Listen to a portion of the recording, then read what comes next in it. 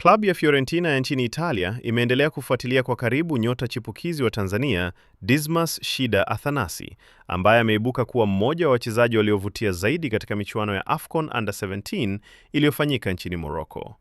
Athanasi alimaliza mashindano hayo akiwa mfungaji bora kwa kufunga mabao matatu na kutoa tuzo ya Golden Boot baada ya kuiongoza Serengeti Boys kufika fainali ya AFCON Under 17 kwa mara ya kwanza katika historia ya Tanzania. Taarifa kutoka barani Ulaya zinaeleza kuwa Athanasi ameanza kuvutia macho ya maskauti kutoka klabu kadhaa za Ulaya, huku Fiorentina ikitajwa kuwa miongoni mwa timu zinazofuatilia maendeleo yake kwa karibu. Kijana huyo amesifiwa kwa uwezo wake wa kucheza nafasi tofauti za ushambuliaji, utulivu akiwa mbele ya lango na uwezo mkubwa wa kusoma mchezo licha ya umri wake mdogo.